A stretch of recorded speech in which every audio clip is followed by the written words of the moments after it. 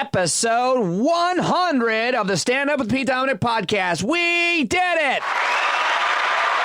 Thank you very much, everybody. Oh, man, I could not have done it without you. Thank you so much for sticking with me from the transition from SiriusXM to the podcast. If you've been listening regularly, if you've read the things I've posted on social media, if you've talked to me, you know that it certainly hasn't been easy. It's been the toughest time in my life to lose my dream job at SiriusXM that I worked so hard for so long to build and transition into something that I had no idea what I was doing. And I want to really just start off by thanking two special people, Ben Ratner, who helped me get set up and understand and navigate a little bit the beginnings of the podcast industry, and he set up a host for me, did all kinds of stuff, all for free. And my good friend CJ Eichinger, who taught me how to use Adobe Audition, taught me how to use speakers and microphones and things that I, had technical help and support at SiriusXM for. Both these guys were integral in me getting started, and CJ has been holding my hand all the way through. It still takes a late night call when I have an editing nightmare, and he's just a great guy, and I just could not have done it without them. And I want to thank my wife, Valerie. Val has been standing by me and supporting me and believing in me more than I ever believed in myself, and that's a pretty special thing. And I love you very much, Val, and you are the greatest thing that ever happened to me. So thank you very much for supporting me. And now to all the subscribers of this show. If you are a paid subscriber to this show, I don't know what I could do without you. I mean, I wouldn't be doing it. I just wouldn't be doing the show. There's just no way to support my family and to spend as much time as I am doing this podcast now daily without your paid subscriptions. Couldn't do it. Can't do it. If you haven't signed up for a paid subscription, please consider it. If you want to up your subscription to more money, a lot of people have done that, and that's been amazing as well. Not that I'm doing it daily, a whole bunch of people have done that. So thank you very much if you've done that. And just no matter who you are, if you're paying for a subscription, thank you.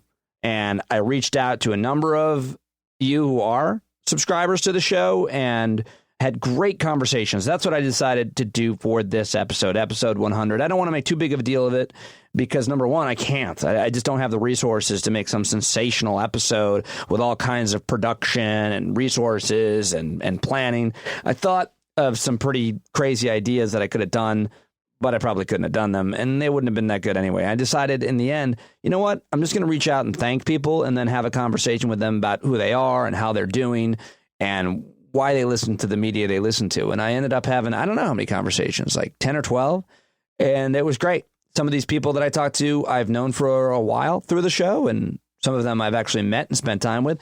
Some of them I've talked to a number of times but haven't met, and a couple of people I talked to for the very first time on today's episode 100 of Stand Up with Pete Dominic, and it was awesome. I really got so much out of these conversations, and I get so much out of connecting with each and every one of you. You've become friends and mentors and just helpful in my life, integral in my life in supporting this program. And we're learning together every day from the experts that join the show, and we're learning from you today on the show. So without further ado, let me get it started and kick it off with my friend Mark Nolte, who is out in Iowa City, who I think, as evidence from our conversation, I guess he said over 10 years that we've been friends, that we've been talking because of the show. Every single person that joins me today on the podcast, I met through my broadcasting career, and it was a pleasure and an honor to talk to each and every one of you. If I didn't get to you, if I didn't reach out to you, it's because you didn't reach out to me. I posted this on Patreon if you wanted to be a part of this, and the people that got back to me and the people that reached out to me, I tried to get on, and I also cast it a bit in terms of trying to get a diverse group of people on the show as well. But please don't take it personally. If you didn't hear from me, some of you I reached out to and just ran out of time because I had to turn this around and edit it. But I'll keep talking to you on the air and off the air, and anybody who wants to talk, just reach out anytime, and we'll try to make it happen. All right, let's get it started right now. Episode 100 of Stand Up with Pete Dominic starts now. Good morning. Mark Nolte. Hey, buddy. How are you? I'm doing great. It's a beautiful day here, so that matters. To hear your voice. It does matter. It does matter. Your mood is affected by the day's beauty, the weather? Yeah, I think a little bit on some level. You're in Iowa? I'm in Iowa City, Iowa. Thank you for joining me for a few minutes today to celebrate the 100th episode of Stand Up. 100. amazing episodes, and it's been fun to listen. I had to go back and listen to some of those early ones where you were just, feeling it out, trying to get your voice, and how far it's come now. I mean, it's just the quality and the content and your confidence is amazing. So congratulations on 100. Thank you for your support on this project and on everything else. You and I have known each other, I don't know how long, but we met through the show. Yeah, probably 13, 14 years that we've been talking. Wow. Well, that's why you're one of the people I certainly wanted to reach out to. Some of the people that I'm talking to today, I've never talked to. Some of them I've talked to several times but never met. And then in your case, I've met a bunch of times and spent, good quality time with, getting to know you and your family. And so those are the categories of people. And you and I go pretty far back. And the other thing I thought to reach out to you for is because you and I had a conversation one day when I was kind of at a low point after I lost my job. And you said you were 100% sure, you're guaranteed that if I kept doing this show consistently, that it would be a success. And that has really kept me going. Your confidence with how you said that. So I just wanted to publicly thank you, Mark, for your friendship and for saying that, for all of your support. Well, you don't need to thank me. I'm a huge fan. I believe in what you're doing. You have so much talent in the way you interview your guests and the way you keep it informative but fun. And you can tell that people want to come on your show. And so I never had any doubt that you'd make this work. So instead of, in lieu of making it a fishing for compliments and talking about me and the show, I want to make it interesting in terms of how folks are doing. I've done this before and people really like it. So tell me and everybody a little bit about your big family in Iowa. Yeah, we have 5 children, 2 of whom we thought were out of the nest. We had a 20-year-old going to school here at the University of Iowa, who's now back with us because of COVID. And our daughter, Mia, was dancing at the Pacific Northwest Ballet out in Seattle, and she's now home. So we've got all 5 back here, and that's awesome and challenging in its own right. And but it's it's great to have them all here, and occasionally they all get along.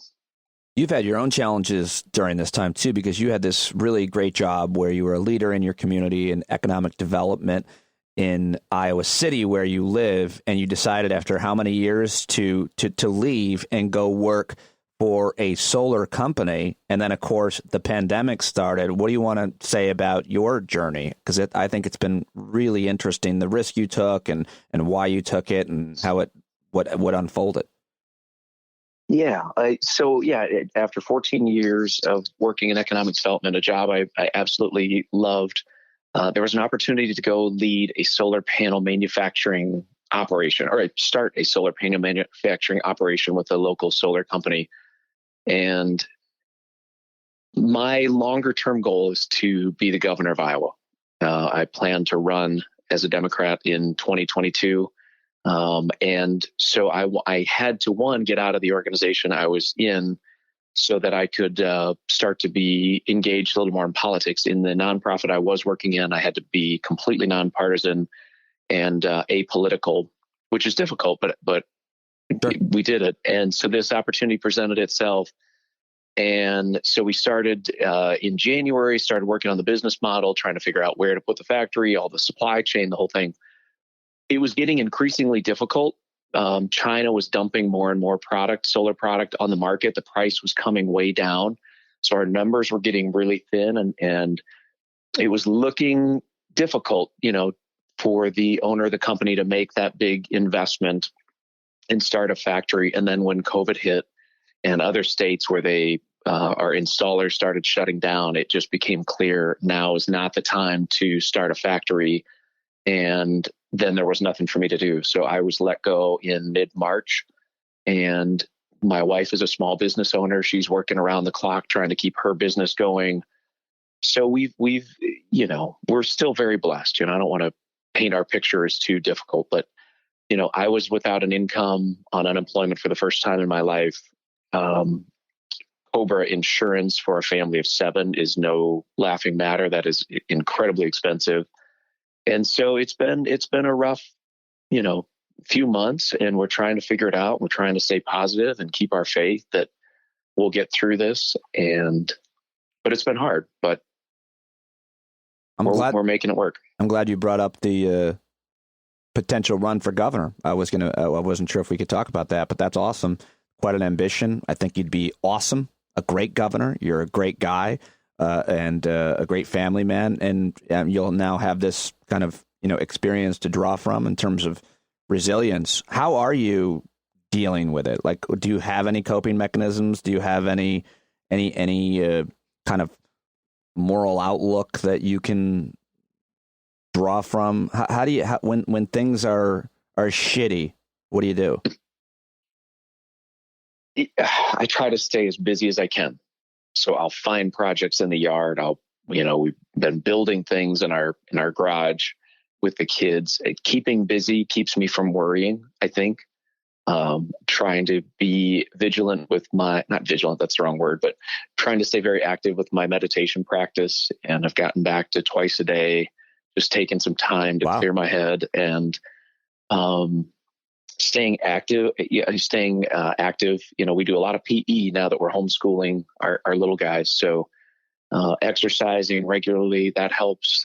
Trying to eat right, all the things you should do anyway, but really an extra focus on it right now to combat the uncertainty and the fear. And there's definitely days when the panic gets to me. There's nights when I don't sleep and I'm laying in bed worried about everything. And, what if it gets worse? And what if our local economy shuts down? And what if and I worry about other parts of the globe that are suffering worse than we are as Americans, where we just, so yeah, I definitely.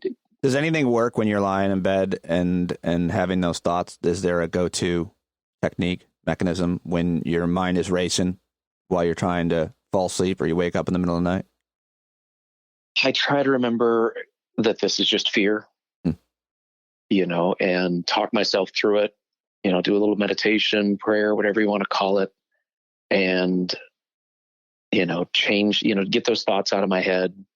Try to imagine, either a memory from the past or some vision of the future that is happier, and hope that passes. Love it. That's a great one. I don't know. I tell the girls, I tell the girls always to think of something really happy. And I like what you said, from the past or something in the future. Okay. Last question, because I got to call 1 million people, or as many as I can. You have great hair. It's getting thin, man. Stop it. Do you think about it a lot? Is there anything that you put in it to kind of keep it healthy and to keep it in your head? How much do you think about your hair health? Of late, I've been thinking about it more because, driving with the sun shining and I can see in the rearview mirror of the car, just a lot more forest and a lot less tree of late. Do you worry about losing the hair before you run at governor? Because it makes it harder, I think. The bolder, the more difficult it is to succeed in politics, I think. It really is. It really is. I would be lying if I didn't say it has crossed my mind. Thank you, Mark Nolte. I am already endorsing you for governor, and I'll be your biggest supporter. Thank you for being one of my biggest supporters of all time. I really appreciate it and your friendship.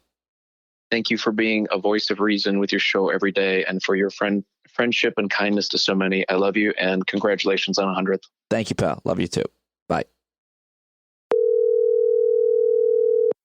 This is Carrie.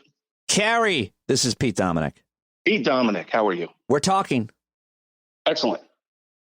Thank you for calling. Yeah, thank you for listening to my show for a really long time. You wrote me a phenomenal, amazing email that made me cry this week. Oh, wow. I'm glad it touched you that way.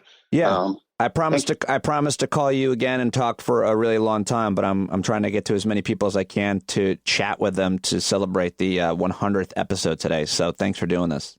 Oh, excellent. And congratulations. I'm glad to see you flourishing this way. Thank you very much, pal. I really appreciate it. I went back and looked at some of it, all of your emails over the past several years. I think the first one I got from you was in 2017, but in that email you said you'd been listening to the show. Of course, this is when I'm back at Sirius XM for several years. So we've been hanging out for a long time, but we've never talked. like this. Well, I'm glad we're finally connecting this way. So how are you doing? I wanted to ask you because you wrote to me that, you and I are about the same age. I think you're maybe a year younger than me, which is pretty much the same age. But you took a major transition in your life this year. Can you tell me about it and how it's going? Yeah. So, I'm turning 44 this year. Actually this month. Nice. So yeah, I'm out here in California, and been working in the tech industry, and I kind of find myself burning out towards the end of last year. So I decided to take some time, and I departed from work and decided I wanted to spend the winter snowboarding. So I did that. I stopped working in January, and then I got a couple months of riding in before everything started shutting down. So now I'm here back at home, and I live by myself, and just riding this thing out and hoping that things improve sooner rather than later. Are you back looking for work? I'm not yet. Kind of like I kind of felt like I wanted this reset before I got back to work, and Sure. I kind of missed that opportunity. So I had intended to probably start looking about now. So I may get back on that track soon, because frankly, money's going out and none's coming in. So that can't go on forever. When you said you got burnt out, and you wrote in your email that you remember logging 144 hours in a single 2-week stretch back in October, it was not sustainable, you wrote, and it quickly crystallized that 1, I was working way too much, 2, that wasn't going to change as long as I stayed there, and 3, I had to let what minimal social interaction I was maintaining dwindle to almost nothing.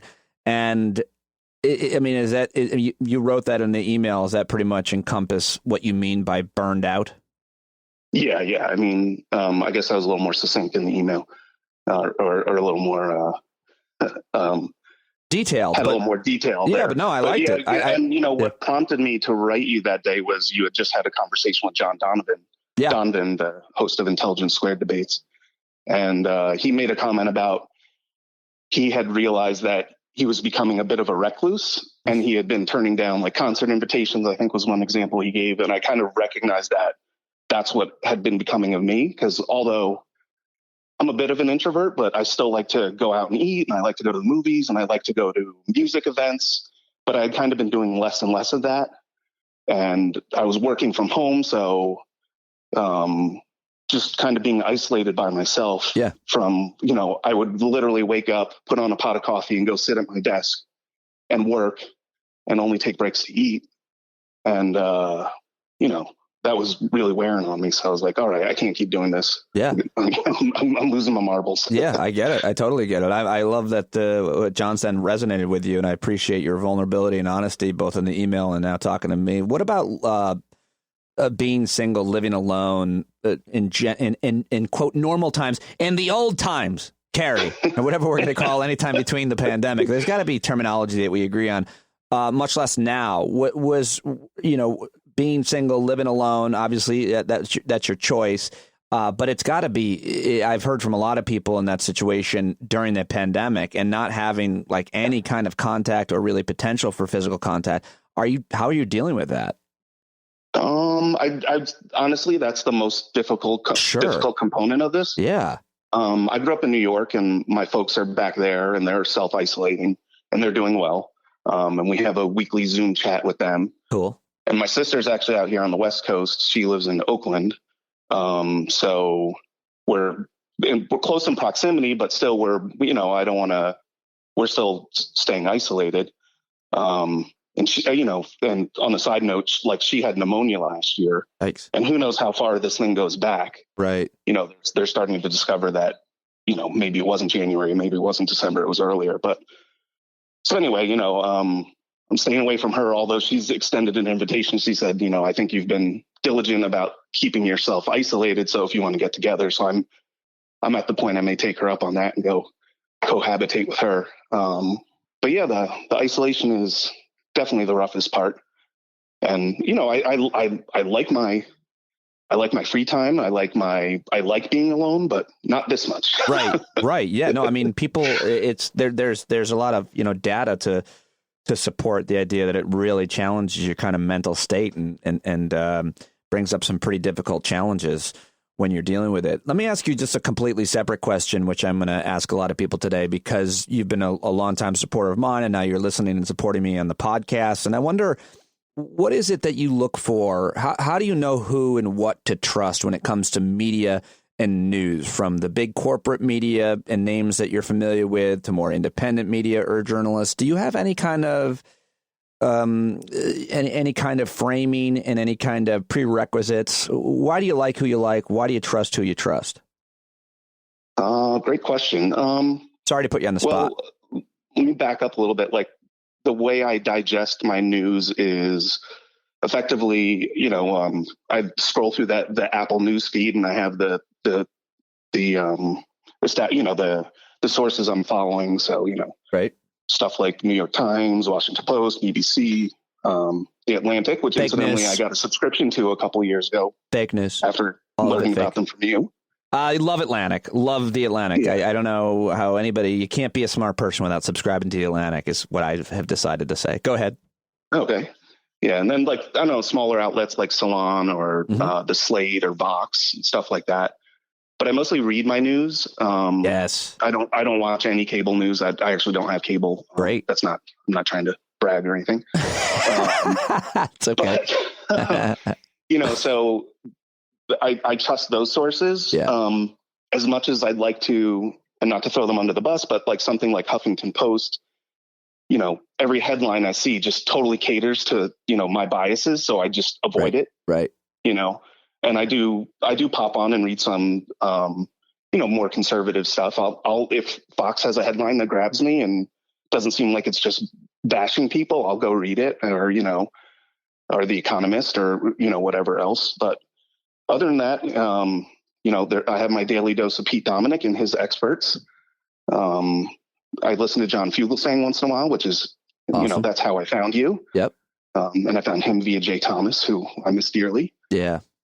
Well, that's great. That's great. That's a very robust answer for the criteria for what you're looking for, and I appreciate it, Kerry. So I'm going to call you again in the next couple of days and have a longer, more personal chat, and give you a more sincere thank you for my gratitude for you supporting the show. Like I said, your email really moved me this week, and it made a huge difference to me. So know that mattered a lot. I mean, a lot.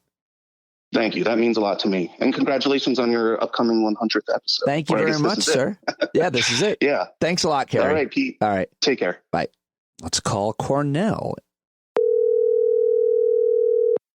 Hey, what's going on, Pete? Cornell Woolridge, please. Hey, what's going on, man? Hey, pal. Oh, it's been quite a morning.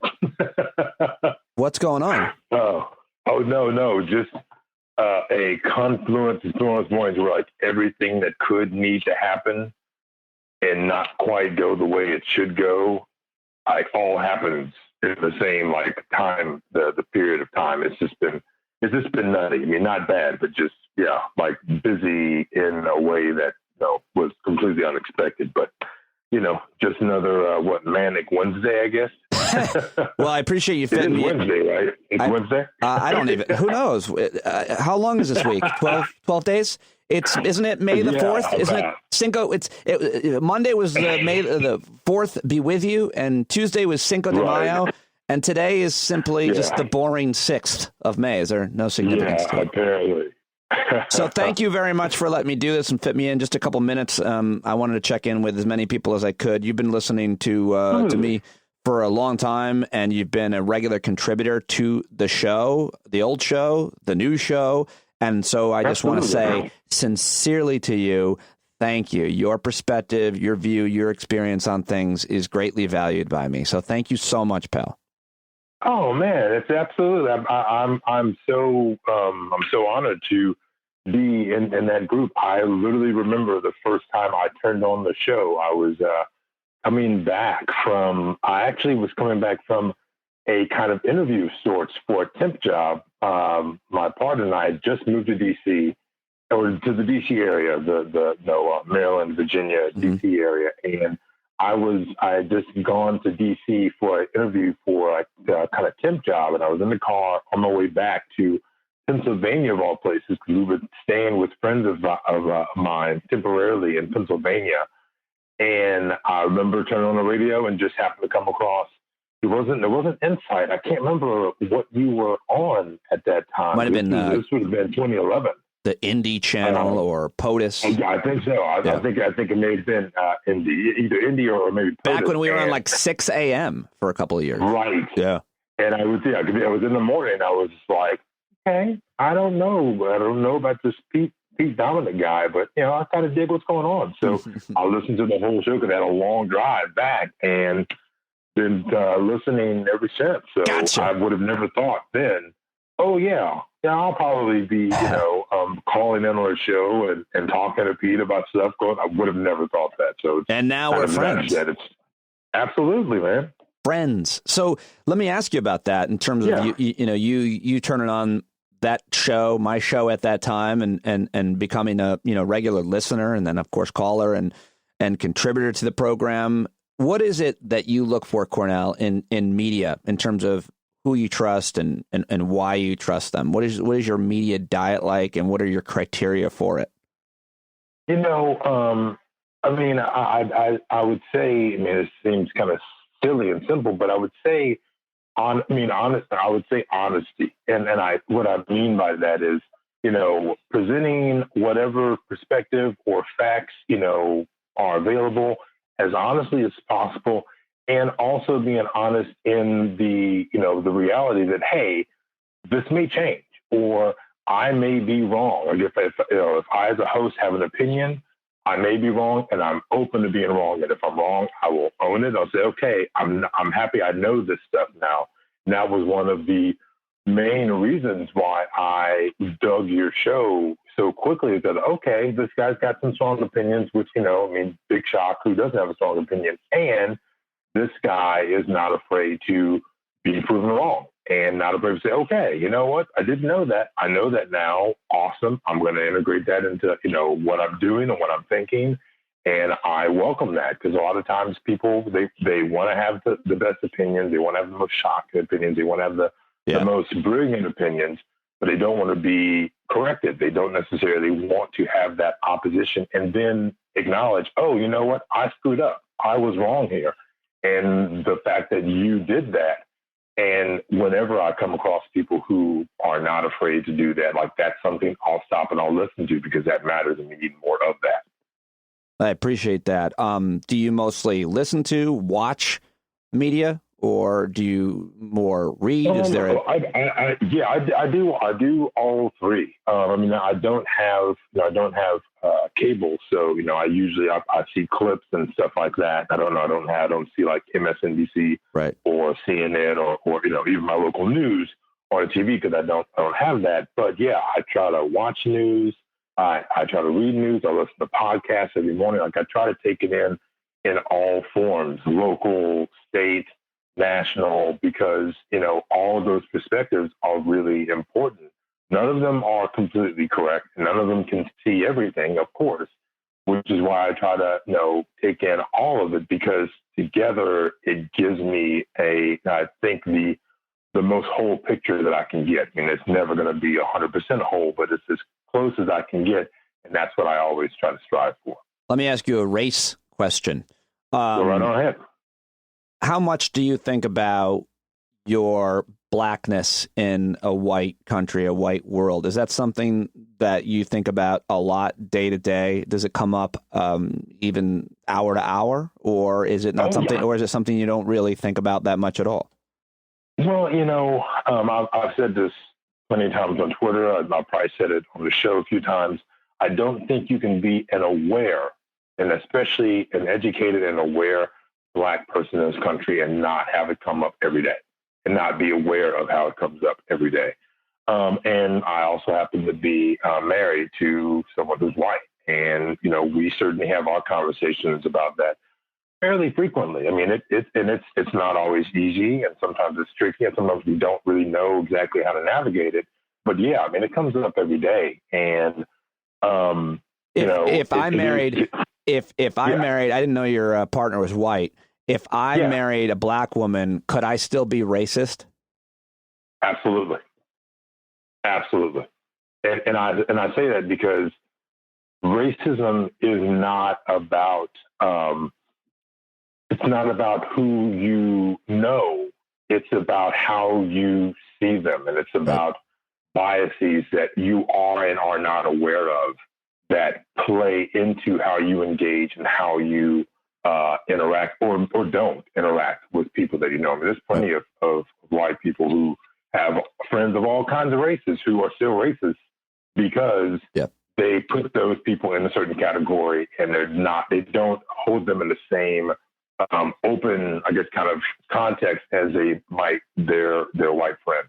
I feel like it's not how you treat the people that you know or how you treat people even that you don't know on a one-to-one basis. It's how you think about systems and institutions and how you generalize about people in different groups. I saw that you tweeted Torre, who had you retweeted his tweet that said, white people, be honest and name something that you've gotten away with doing that you know a black person would not get away with. Name your white privilege. And so I'm responding to that. I wrote, I have screamed at cops many times. Also, I think my whiteness probably helped me get every job I've had in my life, except, Cornell, for my time, as you know, as a Harlem Globetrotter. That I got on my merit alone. Merit alone. That was simply hard work. Yeah, absolutely. All right, man. Well, I mean, go ahead and respond to that. Yeah, sorry. Well, I was going to say, just like hearing you say, I've screamed. I would never consider screaming at a cop. And it's not only because I'm black, it's also because in most cases I am at least 2 or 3 inches taller. I'm likely 50, 60 pounds heavier than the average officer that I would encounter. So me being black makes me a threat. Me being taller, me being larger, those are 3 things. Oh, and me being male. So like that's 4 things that make it so I would never consider screaming at an officer. I don't care if it's I don't even care if it's a fucking mall cop. I mean, I would not consider screaming at any of them because it doesn't matter at any given time. Yeah, the mall cop has a walkie-talkie that can call the real cop. Well, and they do. And they will. It's just, I appreciate you actually saying that and you acknowledging that because, there's those things that people don't think about. And that's really where privilege comes in, is where you don't even consider that, oh, wait, so everybody doesn't do this? It's like, no, everybody doesn't do this. In fact, you're able to do this. Talk to any number of your friends who don't look like you, and after they do it, and they would look at you like you're crazy. That's how you know privilege. And that is my friend Cornell Woolridge. I hate to cut the conversation short, but I'm getting to as many people as I can, and you and I need to have a longer conversation, and we will soon. I appreciate you doing this and helping me celebrate my 100th episode, and more than anything else, I appreciate your friendship and support over the years. Cornell, thank you so much, pal. You're welcome. Hey, congrats on the 100th episode, man. That's awesome. We did it. Thank you, sir. All right, man. All right, talk to you soon. All right, bye. There he goes. Follow him, by the way, on Twitter at Cornell, or rather, that's at Renaissance XM. He's a great follow on Twitter. Really great guy. All right, who's next? All right, we go from Iowa City, Iowa to San Francisco with Carrie. Of course, Mark was up in Iowa, then went down to Texas, talked to Cornell in Austin, Texas, and now let's head up to the Boston area of Massachusetts and talk to a guy I've been talking to a lot on a weekly basis for the last, since I lost my job, I think 6 months or so. Let's call my friend Michael Azevedo right now. Hey, Pete. Hello, friend and mentor. Good to hear you. You and I, as I just said before I called you, have been talking on at least a weekly basis for the last 6 months or so. And it has been extremely valuable, this relationship to me. And this is my 100th episode. I'm not sure I could have kept my sanity, regularity, and consistency without you in my life. Thank you very much for coming out of nowhere and being there whenever I needed you. Really. I'm going to cry. That's how I feel right now. I'm going to cry.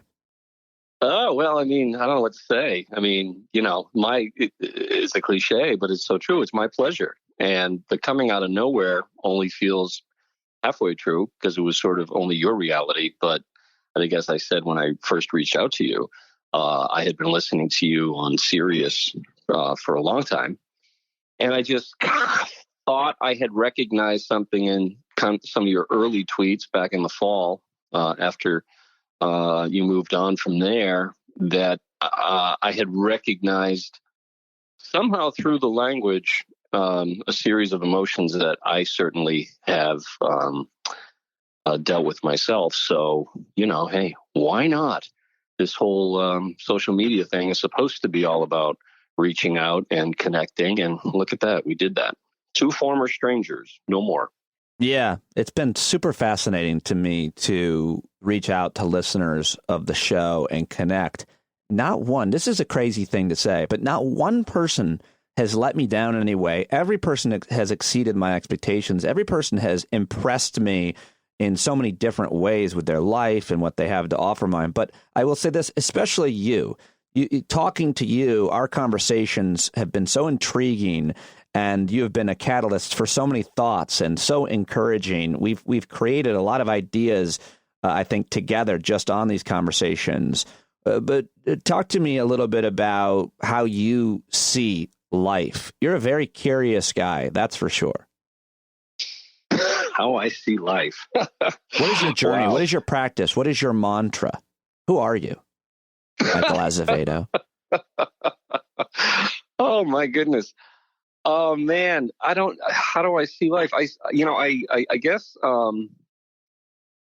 I see life. I don't see life through one prism. I'll steal from Walt Whitman in the "I contain multitudes" line, but I guess largely I see life as a collection of ideas that have somehow taken hold, and they have a shelf life, and they have a kind of a natural or sometimes unnatural progression. But I'm always fascinated around what ideas have taken hold, why have they taken hold, what sustains them, what threatens them, and I'm certainly not unusual in this perspective, but my primary question pretty much around every broadly accepted idea is why. And I'm not saying that to be a contrarian, but I'm always just really interested in the ideas collectively, and then the ideas personally that people grab hold of. Yeah. They grab hold of them, and then they so closely identify with them. And I always wonder why that's the case, because I always feel like the ideas that we cling to, whether they're political or cultural or spiritual, are really a reflection of who we are. And who we are is always the first question around asking questions around how did we become who we are? And are the ideas that we grab onto, are they truly a reflection of who we are or who we think we should be? So it's it just naturally goes to say that, how I discovered you way back when you were doing Sirius, I say way back meaning when I started listening, was because your show was, and your podcast continues to be, all around ideas. And I think what's so fascinating sometimes is we look at these huge concepts, whether they're, economic systems like capitalism or socialism or whatever. Once upon a time, they were just an idea that someone had. And bam, there they go. So long-winded answer to your question, but you've spoken to me long enough to know that that's the way I roll. No, that's why I asked it, because I love, I wonder what listeners hearing your answer think of you, because I know what I thought of you the first time I talked to you, and you said things like that, which is, here's a deeply thoughtful, intelligent, curious, and then I found out later, very passionate man. And it is such a great privilege to have access to people like you and have friends like you in my life. Isn't it interesting, Michael, that we've had all these deep, thoughtful conversations, so many, and we still haven't met? We still have not met. Yes, exactly. Just a voice. And it's not like not that much geography separates us. I know. Maybe about 3 hours away. Right. Let me ask you, though, also about one specific question about your media diet that I'm asking a lot of people that I call today, because you're a really, I think, smart critic of media.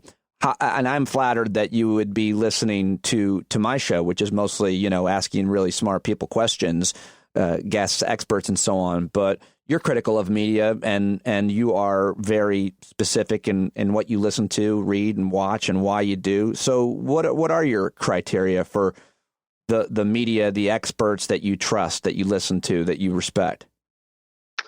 Well, I mean, I don't know that I have any, specialized insight necessarily, other than I try to stay pretty attuned to, you know, what's driving whatever conversation I'm listening to, or, you know, what's driving any type of coverage that I'm watching. Is it an editorial agenda based on the network or the publication? Is it simply the race for eyeballs? I get very, as you and I have discussed, annoyed around the dance between the media and big money, big corporate money, obviously, and the political class. And in the political class, I include politicians, but also, you know, professional pundits. And it feels to me like everybody's aware that they're drinking out of the same trough, and they have to play these scripted roles, but nobody wants to upset the status quo. And in this period that we're in right now, this great pause, if there's ever been a time for upsetting the status quo, and I don't say that, you know, with anarchy in mind, I just say that as someone who feels like, if not now, when will the media, strive more aggressively to arrive at some objective truths? And even the truths that are kind of subjective, well, let's sort of pull on the thread and find out, you know, why a particular angle is being taken either by a broadcast entity or a print, a piece of print journalism. Yeah. So, yeah, I don't take a lot on face value, and I can sort of, and I'm, obviously I have confirmation bias just like anybody else, but I feel like I'm aware of it at least, like if Rachel Maddow's overreacting to something, I feel like that's just as much theater as it is information. But I don't, I don't go into some zombie-like trance and declare her my messiah. Right. Do you have a messiah? Yeah.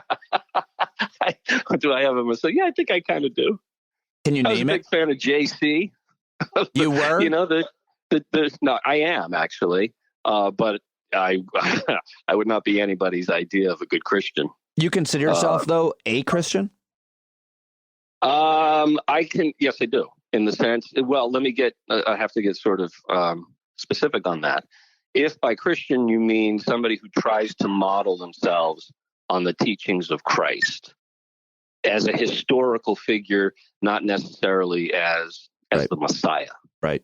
I think just as a philosopher, as a teacher,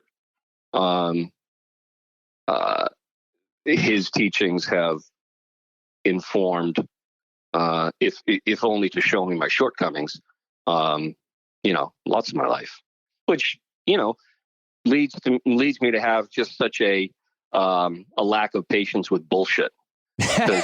Yeah. He didn't have a lot of patience with bullshit. I wish that was a passage somewhere in the Bible. Psalms 12, no patience for bullshit. Psalms. Well, he did drive the money changers from the temple. Did he? And you can think of that every time Joel Osteen comes onto your TV or Franklin Graham shows up with the president. I could, as always, talk to you forever. Got to get as many people as I can on here. So thanks for being part of 100. And I cannot tell you how much respect I have for you pushing through. You're at 100. And I know that the prospect of doing show number 1 loomed like Mount Everest to you. Certainly and did. You pushed through, and you went dark and you went deep, and the courage of your vulnerability I know I'm not alone in saying that is a gift that can't even be measured with words. Means a lot to me for you to say that here, but more than anything, our friendship, which has grown, and our trust and my trust in you and respect for you, which has grown. I so appreciate it. It's of such value you are in my life. Michael, thank you for doing this. Appreciate it. My pleasure, Pete, and you know where to find me. I do. I'll talk to you soon. Take care, man. All right, bye. Michael Azevedo, longtime listener, great guy. We talked at least once a week for the dark times, during the dark times for me, which was this fall, November, December, January, and just been a great friend and mentor, always there for me. I'm going to try to get a hold of our friend, everybody's new friend, Karen Madison now. Let's see what Karen is up to. Call her. I think she's in Virginia. It's always fun to talk to. I love this woman. Talked to her for like an hour the other day about life. Her life. Hello. Who's that voice? This is, I'm taping. I'm trying to be a nerd and do some extra learnings while I'm working from home. What do you mean? What is it? So I was listening to some personal coaches. Oh. And they were talking about assessments and like trying to find your strengths and how could you just be better so you can have a better version of Karen Madison. Wouldn't that be great? Well, I like the idea. This is one of the many things I like about you, that you're telling me that you're working on constant improvement. And I wonder if you'll be doing that when you're 75. Maybe, but maybe I'll find like specifics, like, I'm trying to do better things or different things in my job. And so it's a specific target I have in mind. And maybe at 75, I want to be able to gum my food a little quieter, and I'll need help with that.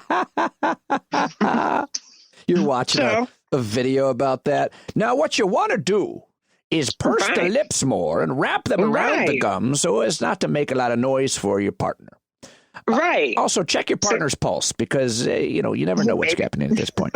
Hey, so I appreciate you helping me celebrate my 100th episode. And I'm excited for you. I appreciate your support, your honesty, your bluntness, your intelligence, your curiosity, and I think probably most importantly, your humor. And, Thanks. We introduced you, I think, on the show because you represented a really important constituency of people during this pandemic, which is single people living alone. And your appearance on the show really resonated. But that was a few weeks ago. So have you lost your mind completely yet? Are you doing better than you were then? Is it each, day, one day at a time? How are you doing? Thank you for asking, Pete. I would say this. First of all, thank you for having me on that show. It was very, very, I would say, cleansing for me to be able to speak freely. And thanks for making me feel comfortable. I would say I'm definitely on a roller coaster. Yeah. After speaking with you and having that chance to speak out loud, I was feeling pretty good. And I feel like I was overcoming some of my initial issues about being shut in. And I started to really make an effort to contact folks and do a little bit more with FaceTime and social happy hours on camera and contact that was a little more personal. But now I'm aggravated by only having Zooms, by just small things, because I feel trapped. Okay, so so how about this? Finish this sentence if you can, and I know you can. I, Karen Madison, what I wouldn't give for blank.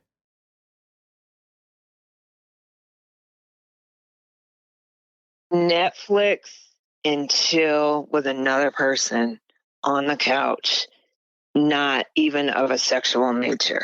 Just being able to lay on the couch and like snuggle.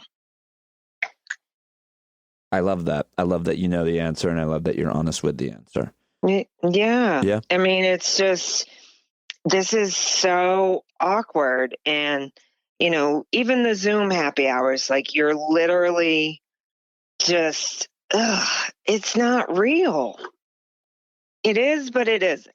But the idea of not having like someone in your physical space, and not even touch or sex, just someone's energy in your space. Right. There's got to be, probably is some kind of studies on that isolation. I'm sure there is, but it's different now because it's not like it's a punishment per se. You didn't do something wrong. Right. It's not for lack of effort. Like, it's not because you just can't meet somebody. You don't have, it's because it's a public health issue. And I don't know how you study that, but there has to be some conclusions that are drawn as to what it's got to be like to not have somebody else, their energy, again, regardless of touch or what kind of touch it is. I have no idea even where to begin trying to guess what that is, but it's clearly it's challenging. Exactly.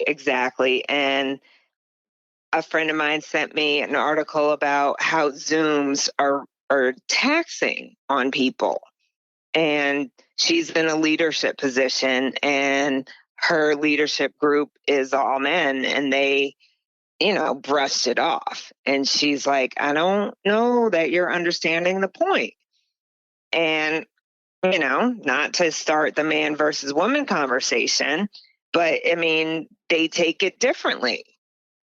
You know, they're like, oh, we can just compare whose beard is bigger during the quarantine. And it's like, that's not really the focus.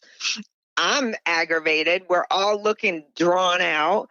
I FaceTimed my mother last night, which, you know, is always risky. And what's the first thing she says to me? You look terrible.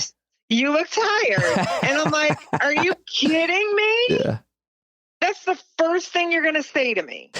Have you thought of breaking the rules? Have you thought, fuck this, I'm having somebody over if they're willing. I'm going to go out, be with somebody. Have you come close to that at all, or is that not an option? Or I just don't think that's smart. Right.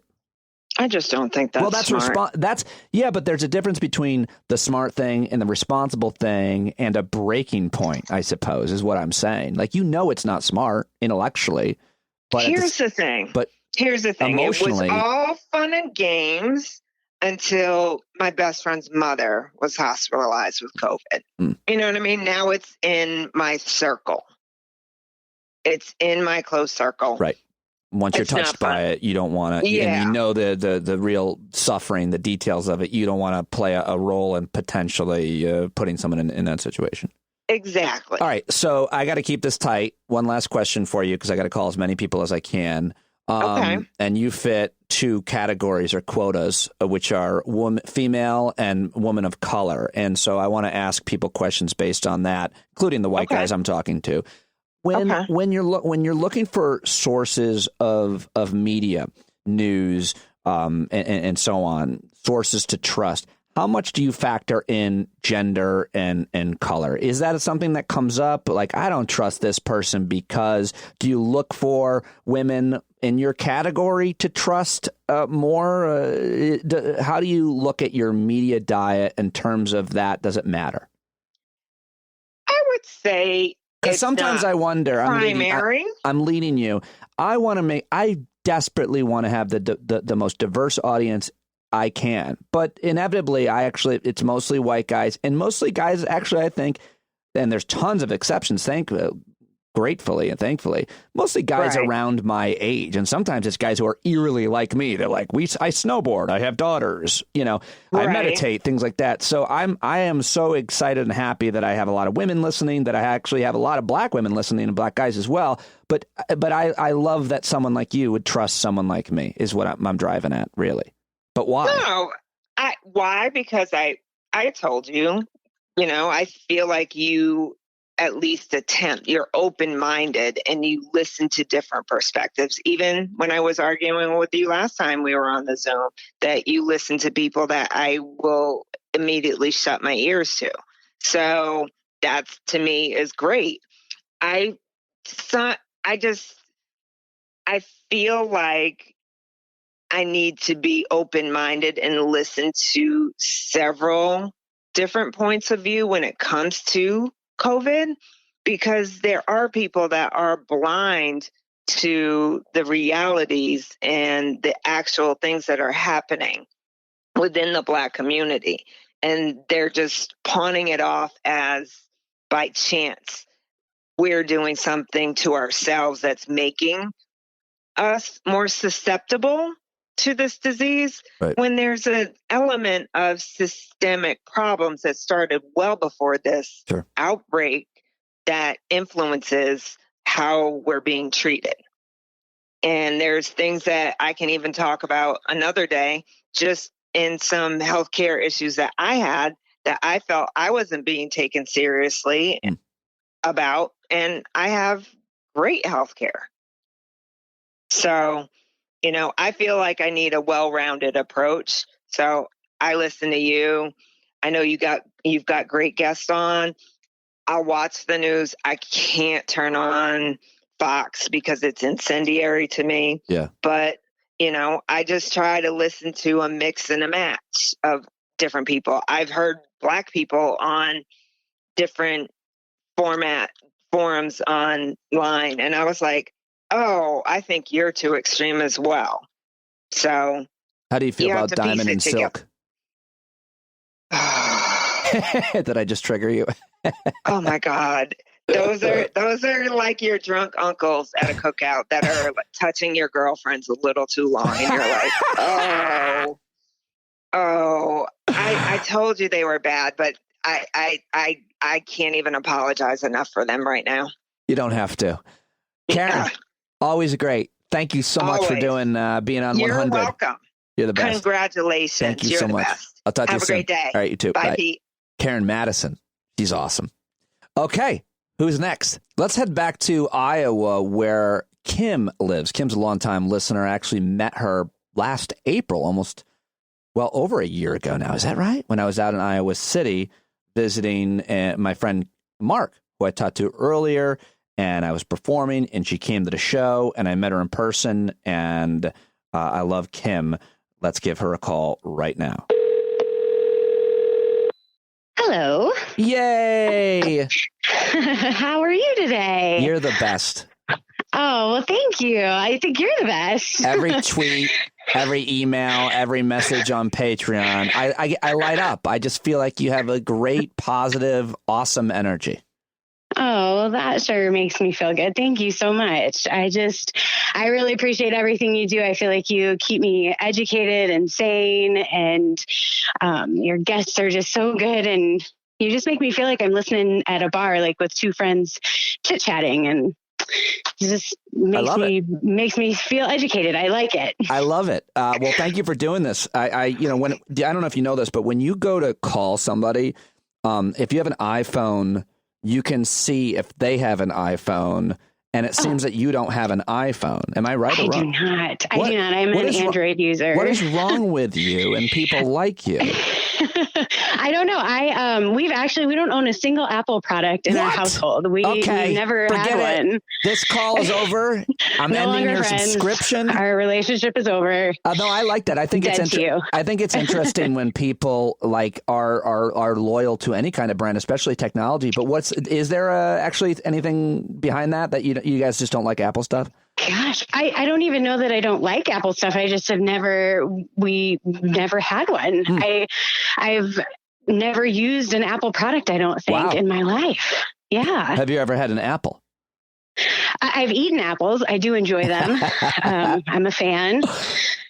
Well, tell me about your family situation in Iowa. You're married, kids, right? Yep. So I'm married, and we have two kids. We have a 9-year-old and a 4-year-old. So 4th grader and preschool age kid, son and daughter, older son, younger daughter.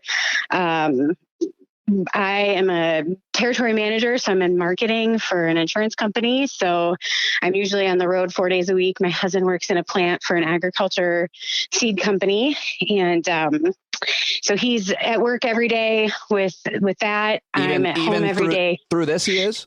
Yes, actually, wow. Right at the start of all of this, when everything got shut down, they were actually on overtime. They were working like 60 hours a week. And so I was home every day trying to do my full-time job and work with the kids to try to get like their education stuff set up and get them on a schedule and normalcy and all of that. And he was gone. It was kind of craziness. There was a lot of just. Did you break? There's no way. It definitely broke. Definitely just. How often did you break? Daily? Weekly? It was at least weekly, and because he was working 6 days a week, so there was no break. It was me and the kids every day, and I didn't want them to feel that burden. I didn't want them to feel like mom's losing it because we're here. It wasn't them. It was totally different than just being home with them. I couldn't take them anywhere. I couldn't go get groceries. We couldn't go to the park. We couldn't do anything. And so it was like, I don't know, this is all new and I'm failing them. I can't keep up on their education. I can't keep up with their assignments and keep up with my job at the same time. And you're seeing all these, you see the highlight reels on social media. Oh, look, we made crafts. Oh, look, it's Magic Monday. Oh, look, it's this, it's that. And it's like, you guys are fucking killing me with this. Like, I can't. Yeah.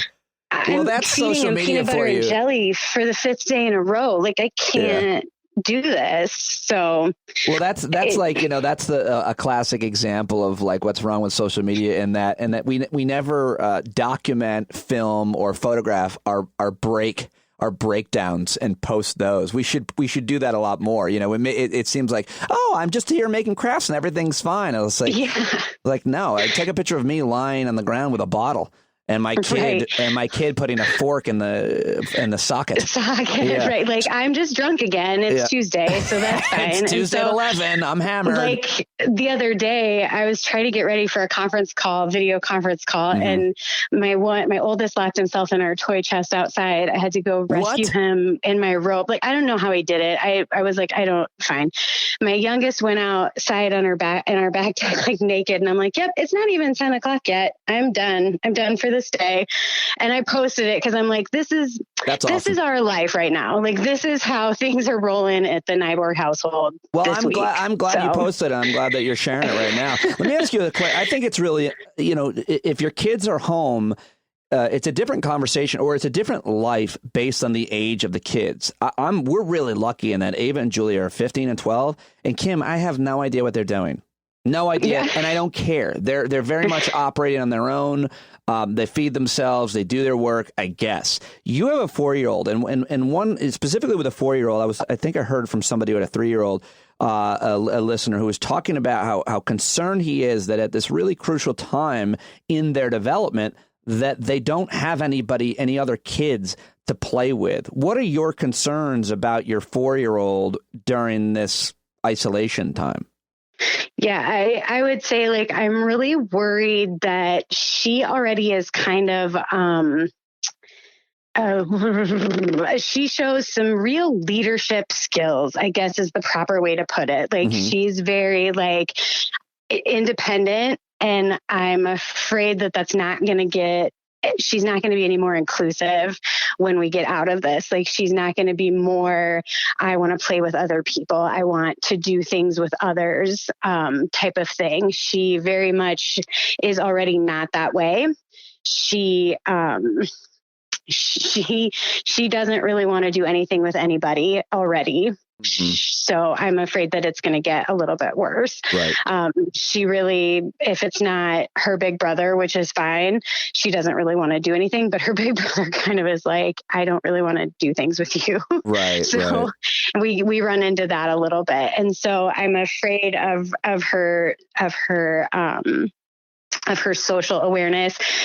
She did half-day preschools this year. And so we had talked to her preschool teacher. We wanted to move her into kindergarten, and already, like, her social maturity, they had said, we think maybe she actually needs to do transitional kindergarten because we don't think her social maturity level is at the level for kindergarten.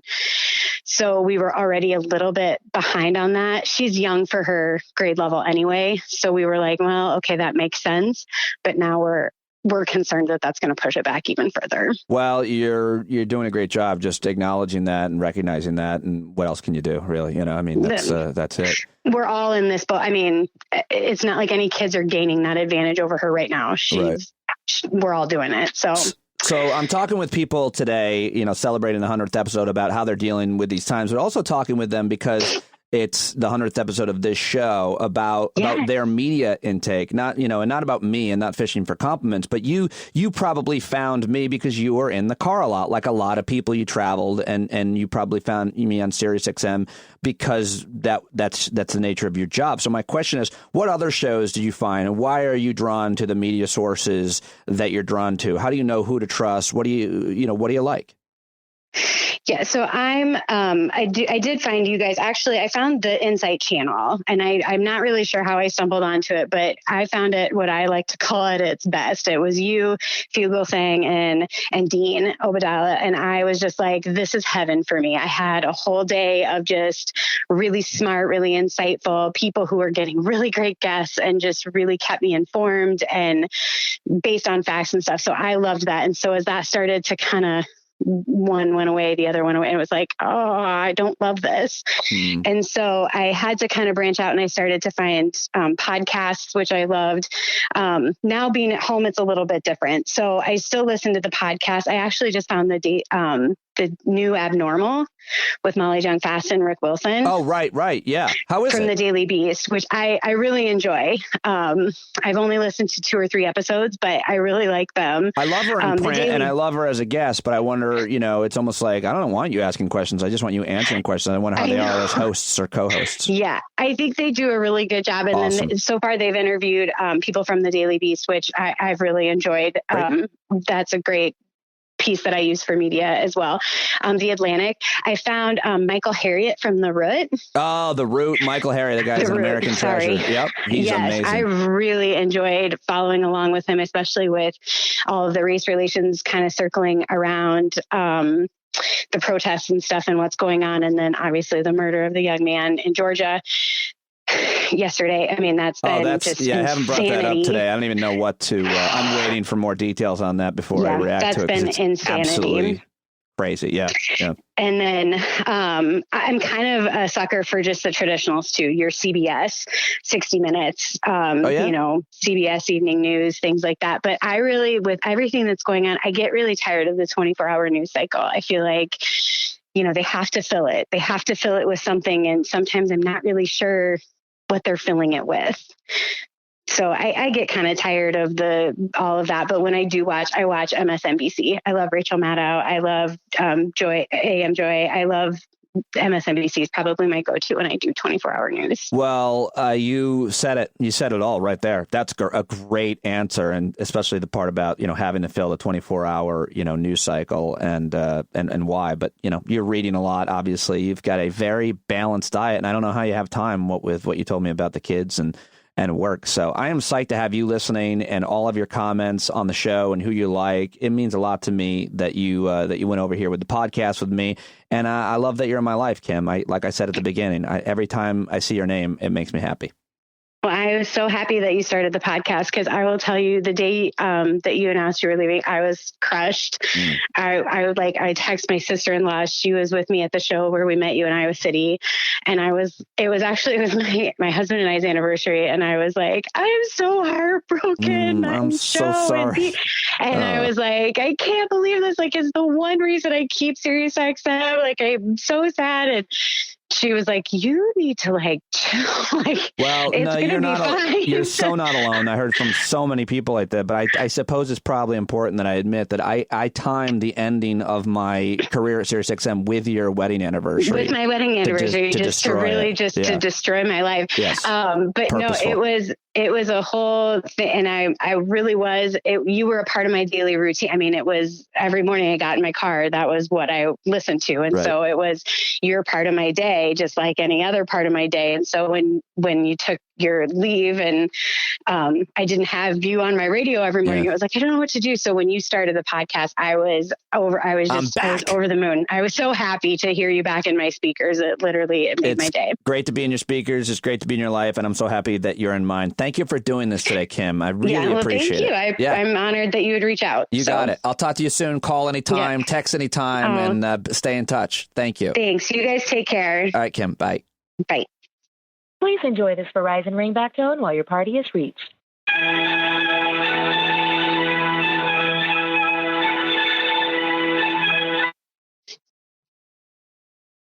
Hello. Hi.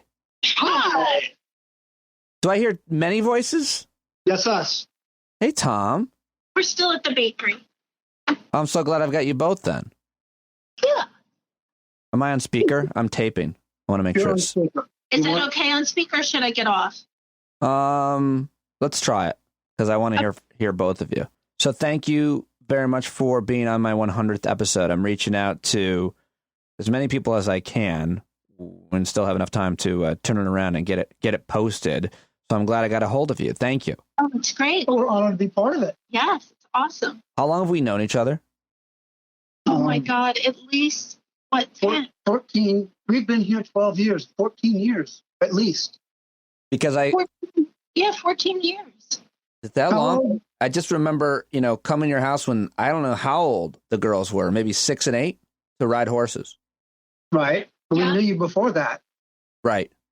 I think they were younger than that. How did you find the show? Just fell upon it, like on Sirius XM, you just turn the channel on? We started listening during the Obama election to POTUS, and that's how we found you. And I remember the first time that Tom said, "You need to listen to this guy." I'm sitting there in the car, and I'm like, I don't know if I'm into this.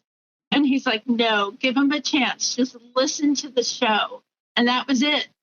I was hooked. Well, I'm glad that we got you hooked so many years ago, and I'm psyched that we're still talking and that you're still listening to the show.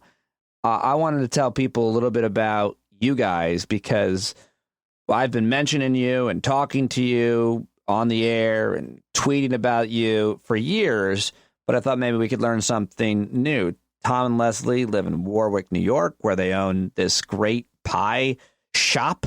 And you've had different iterations of your business there, and you are expanding, I think, again. And tell us a little bit about just how you guys met and then how you went into this business, because it seemed like you both had completely different other lives and careers and transitioned into owning your own business at some point. And it being a pie shop is fascinating. Right. Yeah, because I owned the horse farm that we live on now, and I needed a farrier, which is somebody who shoes the horses. So the couple that owned the farm initially that I bought it from, they recommended Tom to be the farrier. Okay. And that's how we met. Tom, how did you get into that? Was that your primary? Oh, no. I had been a theatrical lighting designer in Chicago. That's right. And I moved to New York, and I was an off-Broadway stagehand. And I worked at Studio 54 backstage for a while. Right. And then I started a lighting company that we did lighting for special events all over New York City for weddings and parties and all that. Then I moved out of the city, but still had that business. But I got really, really tired of doing a job where all this stuff, doing stuff for rich people for no reason. And I'd run into people at a horse farm and saw the guy who was shoeing the horse and said, "Now that's a good, honest job. And I can learn that, and I can move away from the city, and I can learn to do that job." And so I went to horse shoeing school, and I apprenticed for 4 years and started shoeing horses. I spent 20 years shoeing horses. Was it like you said just now, like a lightning bolt, like now that's an honest job? Or was it you had an affinity towards horses or nature or? No, I went to this barn, I saw the guy shoeing the horse, and I said, that kind of thing appeals to me. And I talked to him a few times. And I just said, this is what I'd like to do. I would like to be with the horses. I want to be on a farm, and I like physical labor. I can learn to do this. So, Leslie, you worked in the pharmaceutical company before? Yeah. I started out as a pharmaceutical rep, and then I worked myself up into sales training and marketing. And the last company I worked for was Johnson & Johnson. With their, I helped start Ortho Biotech, which was their first biotech company. And then my father, in the meantime, who had been a research scientist his whole life, he had decided to start his own research and development company. So then he got to the point when he had about 5 people that he needed help. So I left J&J and went to work for him. And while I worked for him for about 15 years, and we grew the company to 100 employees, and we had offices in Japan and China, and it was quite the operation. Why'd you leave it? We had, unfortunately, some deals were made with some venture capitalists, and they blackmailed us and did all sorts of things that you wouldn't believe to get us to give them more shares of the company. And as soon as they had controlling shares, they got rid of us. Oh, brutal. And over the company. And so after that horrifying experience, I decided that I was pretty much done with corporate America and with most people. And that's when I decided I was moving to the country, and that horses would be about all I could tolerate. You were really scarred by that experience. I was. Was it building before then, and you were getting fed up for different reasons, or was that such a horrible injustice that the way that went down that you were just like, I can never put myself in a position to experience that again. I want to be in more control or whatever. Huh? Yeah, it was some of the most horrible human beings that I had ever encountered, and and I've been in a lot of difficult corporate situations over the years. Particularly being a female in the pharmaceutical business, where when I started, there were very, very few. But these guys were so corrupt, so horrible, and and I could deal with a lot of that. But the thing that they made me do that really changed my life was that they made me fire people that I brought to that company that entrusted me, with their livelihood, with their supporting their families. And I had to fire about 50 people just so these guys could pay themselves these exorbitant salaries. And I had to look these people in the eye and let them go. And it took me years to get over it. Did you ever reach out to those people? A couple of them I have. A lot wouldn't even communicate with me anymore. Mm. And so much of what was going on, I couldn't even share, with employees. Right. You couldn't tell them what was happening. That's so upsetting to hear. But someday I'll write a book about it, because it was like something you could see in a movie.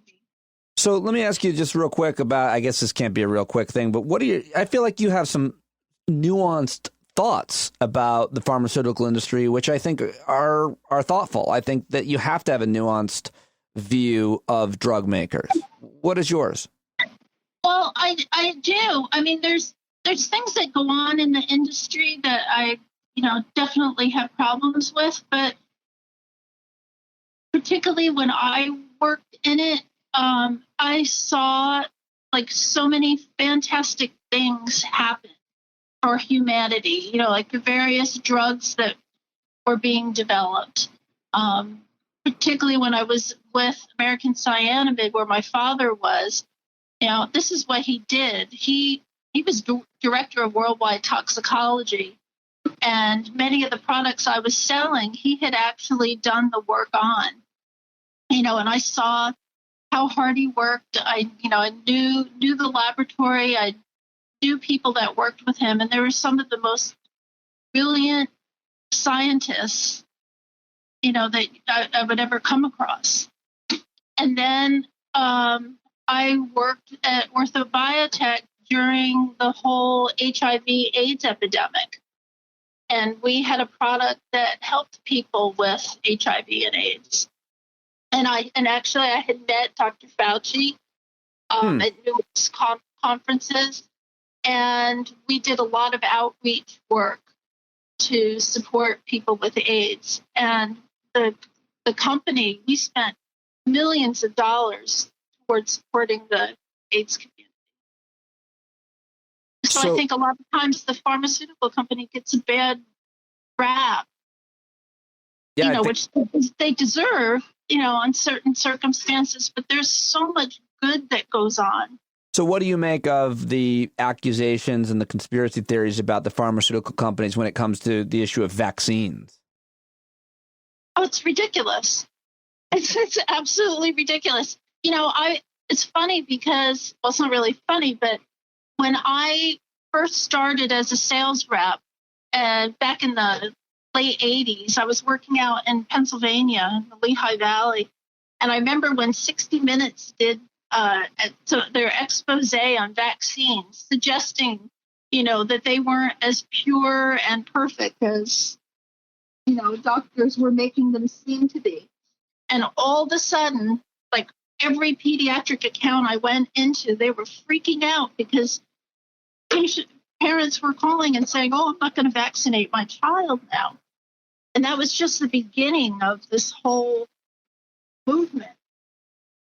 Yeah, that's an interesting starting point. I forgot about that. If I knew about that 60-minute segment, which I think they walked back.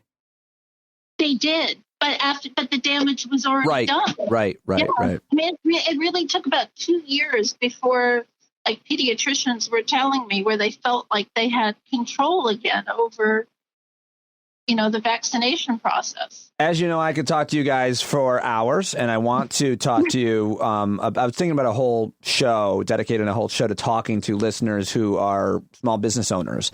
And I am going to do that. But let me just ask you guys about that. You own a pie shop, and I've been there many times, and listeners know about it, hopefully, and it's amazing. And noblepies.com, and we always love supporting you, and we certainly love eating your pies.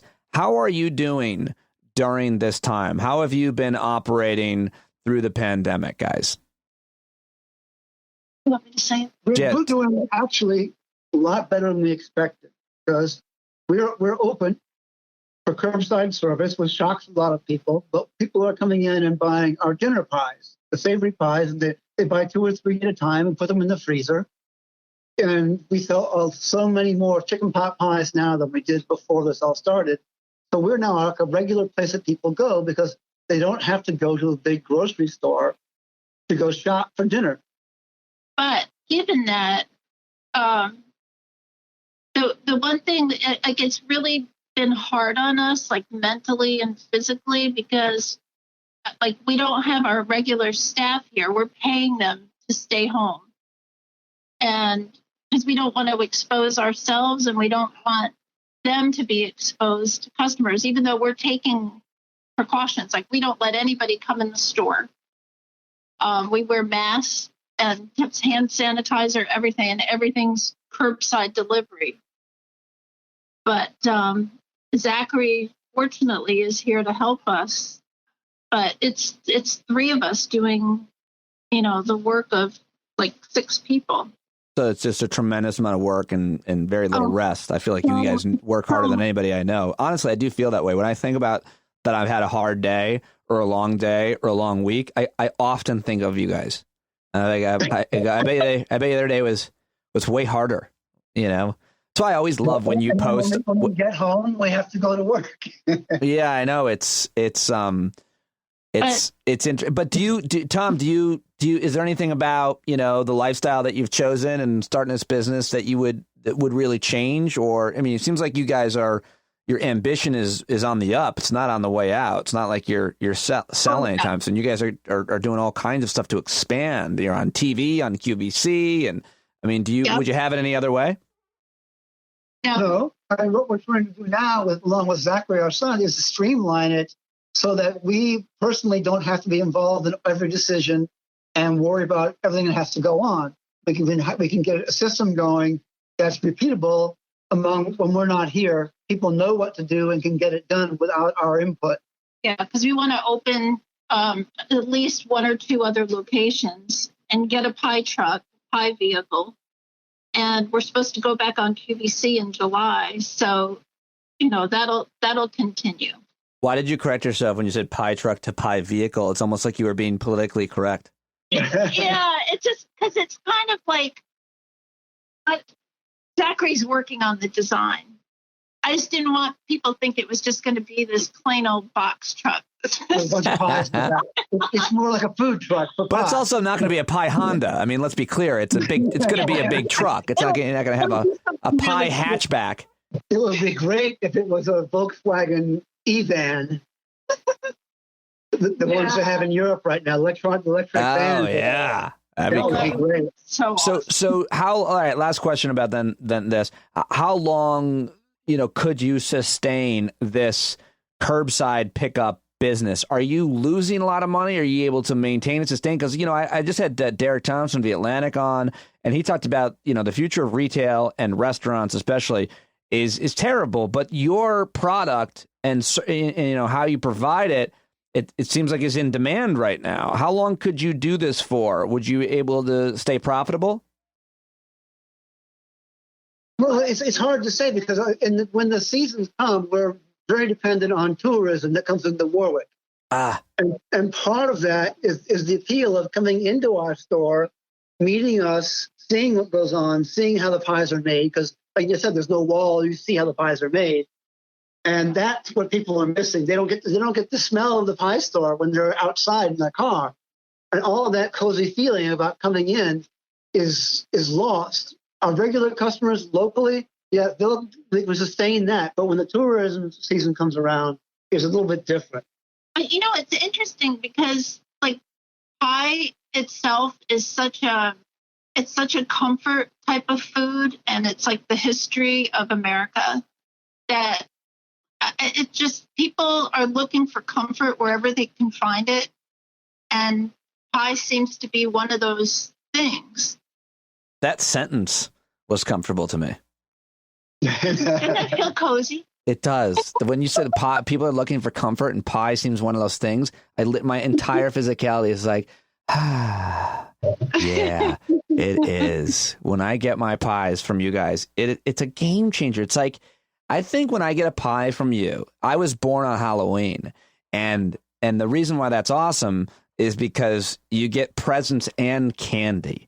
And it's just, as a child, when you connecting, you can call it whatever you want, selfish or, whatever you want, fine. But it is so much happiness to get presents and candy on the same day. And as an adult, I get that feeling when I get pie, because you guys often mail them to me, and the pie lasts usually only a couple of days, because I eat it all and often don't share it. But that's the same feeling. That's really nice. So trick or treat. Thank you guys. Well, thank you for everything, for your support over the years, for your friendship, for your honesty, for your empathy, and for all you've done, with and for my family. You guys are great friends and great people and great role models for me. Oh, thank you. Thank you. But we need more hangout nights on Zoom. Okay, you guys are great at those. You guys look like you're really having a good time on those. You guys look like you enjoy each other so much. So final question, Leslie, Tom gets it easier. Leslie, what do you love about Tom? Because Tom has time to think about it. That's why he gets it easier. I already have. Oh, okay. Well, then go, Tom. Should I mention the physical stuff? Or sure. The mental? Yeah, he's hung like a horse. Sure, go ahead. Well, I cut his hair yesterday, which was really scary, and I told him that he had the nicest shaped head. Okay, all right. A little superficial. I'm looking for something deeper. And he had really nice shoulders. Oh, he's cute all over. But, and I would say from his personality, even though he can be extraordinarily feisty and stubborn, he's very inquisitive and one of the smartest people that I've ever met. How do you measure intelligence, or what kind of intelligence is Tom equipped with? He thinks outside the box. Mm-hmm. He questions everything. He reads everything. I mean, it's like there aren't very many subjects that he doesn't know a lot about. Love it. Tom, what do you love about Leslie? Leslie is the kindest, sweetest, kindest and nicest person I've ever known in my entire life. I've never known anyone who is more even-tempered towards people and is outreaching, has kindness for animals. No one I've ever met has that kind of empathy. I sense that too. It doesn't have to be my wife to sense that, but I also sense, and this often comes with that kind of a quality, a personality quality, that Leslie is extremely affected by injustice. And so it comes from kindness, but she also gets very upset at injustice when she sees it. How do you describe that quality? Oh, she has a very strong depth of feeling. Yes, if something is wrong with the world, it really upsets her, and she wants to do something about it. Right. And never make her angry. I know all about that too. Tom and Leslie, Noble Pies, 100th episode of the podcast. I'll never be able to thank you for your support and your friendship. Thank you. Oh, the same here, Pete. Thank you, Pete. All right. I love you guys. I'll talk to you soon. Okay. All right. Bye. Bye. Tom and Leslie, Noble Pies. Now I'm going to call Alec. Alec is also a longtime listener who I've been corresponding with for a long time, but I don't think I ever talked to him like so many of you until after SiriusXM ended. And maybe I just discovered one of the great silver linings about SiriusXM ending my contract, which was it made me so much more interested in and open to meeting the people that listened to that show for so long. Regardless of whether or not I'd turn you into listeners of the podcast and hopefully paying subscribers of the podcast, that was never the thought then. It was all of these people reaching out to me when the show ended and feeling so upset about it because their loss of the show they liked so much on a regular basis had become part of their life and routine, and their feelings for me and how I was going to deal with this. And Alec was one of those guys, and we also started a relationship similar to one I have with Michael, who joined me earlier, Michael Azevedo, and that Alex would reach out to me regularly and ask how I'm doing, as well as want to help and give me advice. So let's call Alec right now. He's down in Florida. Oh, I can say his last name because he's a public person. I think I've been saying some of your last names. Hopefully that's cool. Alec Peters, who has had a really fascinating life, or lives. He's lived a few of them. Let's give him a call. Good afternoon, sir. There he is. I'm recording. Oh, well, do you want to? Because you're important there. Do you want to say it different? Do you want to say it differently though? No. Oh yeah, you want me to start again? Thank you for doing this. Hey, absolutely my pleasure, Pete, and congratulations on your 100th episode. Thank you very much for saying that. Thank you very much for doing it. And I wanted to make sure I reached out to you because, as I was just saying, I just said that after Sirius ended my contract, it was interesting that I heard from so many folks who were really upset because the show ended and they liked the show, but also because they were concerned about me and how I would deal with it all and my family. And I feel like you were one of those people who had listened to the show for a long time. We'd corresponded here and there, but I'd never talked to you. And you reached out, and I don't remember exactly the first connection when we first spoke, but you just wanted to help. You just genuinely wanted to help. And it meant a lot to me and has continued to mean a lot to me. So thank you. Listen, my pleasure. It was interesting. I was just thinking of it before about how, I've listened to you for so long, and then there's something special. This all happened, and I see a part of you that I've never seen before, which is what what got to me to make me post I posted on your Facebook. You had a great post where you talked about you were very honest and open and vulnerable and talked about, and I felt the need to reach out to you and say, hey, this is really impressive, Pete. Yeah, I mean, you're even more impressive than I thought you were. You mean exposing my struggle, the suck? Yeah, exactly.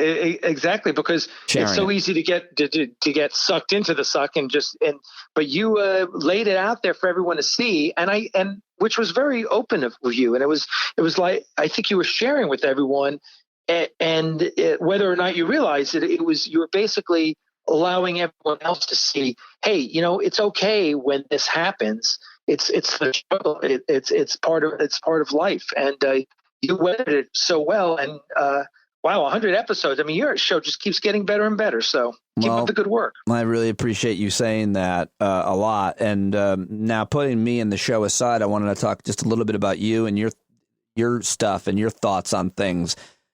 I said right before I called you, I was describing you. I said, Alec has, and I said your full name because you're a public person. You have a YouTube channel and a great production company and so on. But I said, Alec has lived, I think, like several lives because you had two careers that I know of, maybe more, but that couldn't be more different and certainly more unique. You were at the highest levels was it men's volleyball coach? Yeah, I coached with both men and women. I coached men at USC, University of Southern California, and we won a national championship in 1990. And I coached with the USA women's national volleyball team back in 90 and 91. And we finished third at the World Championships in China. So, yeah, that was a career that I had coming out of law school. I got out of law school, graduated in 87 from Chapel Hill, passed the bar exam, got sworn in, and was like, I'm off. I'm going to go to California and coach volleyball. So it was a little different. I did that for 4 years. And honestly, I was making practically no money. I was making like $15,000 a year. And it was the best 4 years of my life. Why did you abandon law school, especially after, going to a prestigious university and how did you just throw caution to the wind like that? Well, I didn't abandon law school. I mean, I followed through with law school. I graduated. Not abandon law school, but how do you abandon a career? Because I didn't want to do that. I was like, I didn't know any lawyers that honestly were like, this is the best career. I just love it. And so I didn't want to do that. I just, the education was amazing. Going to law school is the best education for an entrepreneur. And I've kind of been an entrepreneur ever since high school. And so it's a great education. It's better than getting your MBA if you want to be an entrepreneur, but it's not what I wanted to do. I didn't want to sit behind a desk and read cases and do research and, it just didn't appeal to me. Meanwhile, like coaching is something that I took to, and I love teaching, and I love, I loved every aspect of that, of coaching. It's so rewarding. And, I tell the story. We had won the national championship in 1990, the NCAA championship. And we come back the next year and we're returning every single player to our team from the national championship. And I mean, they were saying like, oh, this is the best volleyball team in history, college team in history, and this and that. Wow. And one of our players, who was Tom Selleck's stepson, Kevin, had some serious struggles. And he had a bout with alcoholism, and he blew off all his classes after we won the national championship. And that fall, I had to babysit him. Basically, he couldn't practice.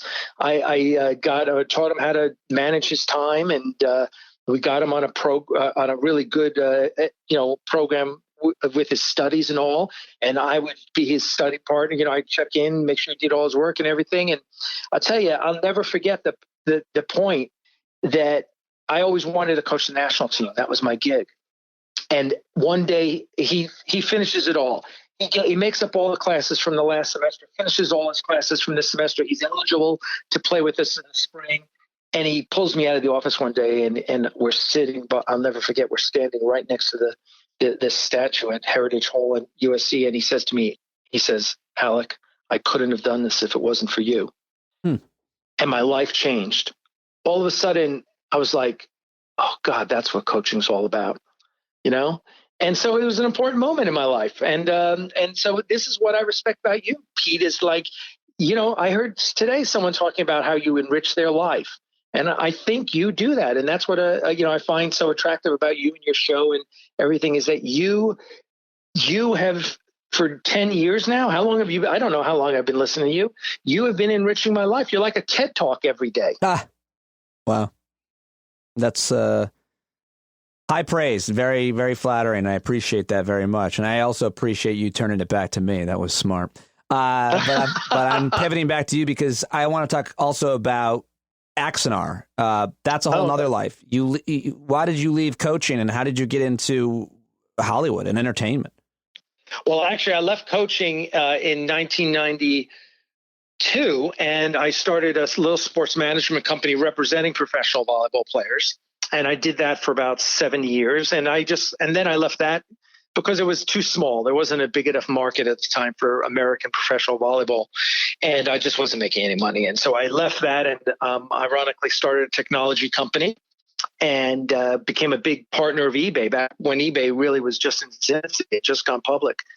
And we built that company up, and I left that company. That company got sold, and I started another company, which was an auction house for Hollywood memorabilia called PropWorks. And I did auctions for some big Hollywood properties, Battlestar Galactica and Star Trek and Stargate and Kevin Smith. I did an auction for him. And what would that mean? Like you would get in touch with the studio or the film, and then you would handle the selling off of all of the different props and costumes and stuff.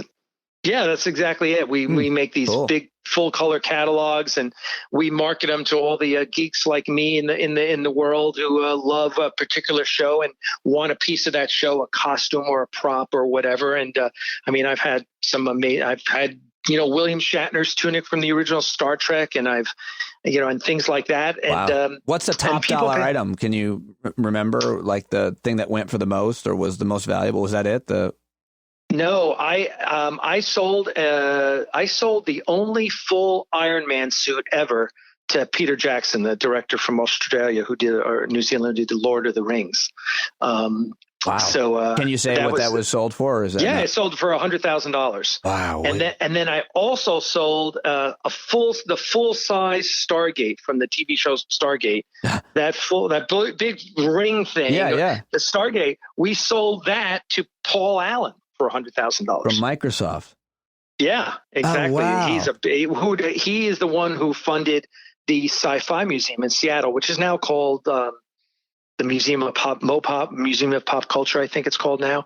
But it's an amazing building. It's a Frank Gehry designed building. Of course, when you're a billionaire like Paul Allen, you get Frank Gehry to design your building. So he has this in Seattle. He has this amazing museum, and half of it is the Museum of Music and Rock and Roll, and the other half is the Science Fiction Museum.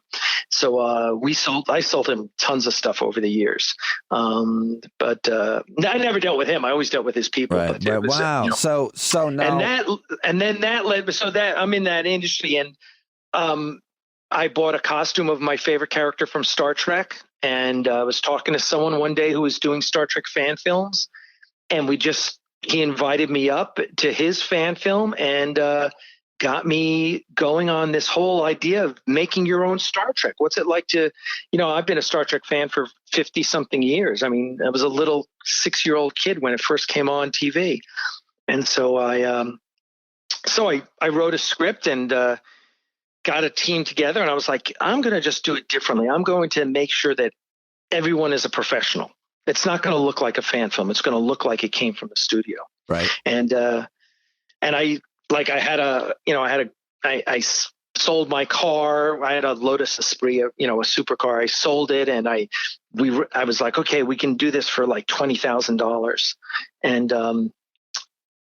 then we did a Kickstarter campaign, and we put together a little film like, okay, this is what we want to raise money for. We were hoping to raise $10,000, and we raised $100,000.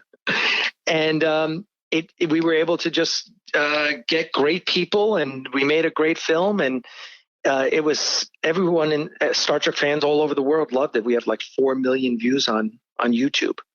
What is that YouTube page? What is that address for the film, by the way? It's Axanar, Axanar. Just search Axanar. You'll find our YouTube channel, and you'll see our 21-minute short film called Prelude to Axanar. And it was so good that we were able to raise like $1.2 million to make a full-length feature film of it. And in 2015, we released the first scene. We shot the first scene, which is also on our website. And it was so good that CBS and Paramount sued us. Then, yeah, CBS, you broke up just for a tiny second there. CBS and Paramount sued you, and that turned out to be a good thing? Well, no, it's never a good thing to get sued, but it gave us enormous notoriety because, because everyone knew about us, everyone knew about our film, and it was the 50th anniversary of Star Trek, and CBS and Paramount were suing like their biggest fans during the 50th anniversary of Star Trek. So it wasn't a good look for them. And they wound up settling with us. But I got to meet J.J. Abrams, and he told me how much he loved my film. And the director of one of the films like went public and said, CBS shouldn't be suing its fans. And so it was really an interesting challenge in my life, not unlike the challenges you've been through the past year. You know, I'm getting sued by 2 major Hollywood studios. So that was, it was you either, fold up or you stand up, I guess. You have a really good, positive energy and outlook. You've been very kind and generous to me. You've been reaching out to me in random times and asking me how I'm doing. You've also talked to me about your own struggles and challenges in life. How have you navigated the pandemic? You're down in Florida, right, by the way? I'm in Atlanta. Oh, Atlanta. Why do I always think you're in Florida? My parents are in Florida, so maybe but you're in Atlanta, where all the studios, film studios are, and everything. So how have you navigated this whole time? How are you doing? Well, I work at home anyway, so it hasn't been a big deal for me. I kind of saw it coming early on because I'm a voracious news consumer, and so we stocked up early on the essentials. And so when the panic kind of hit and everyone was trying to storm the store for toilet paper, we were stocked up. But we're doing well. I think it's, when we go out, we wear a mask and gloves, and we have disinfecting wipes. And my girlfriend's kind of crazy about that stuff in the first place. We still support our local restaurants. We get takeout food from our local restaurants to try and support them. And what I've done is we've taken to live streaming for our fans, because our fans are waiting for us. We're in the middle of production on the next 2 episodes of Axanar.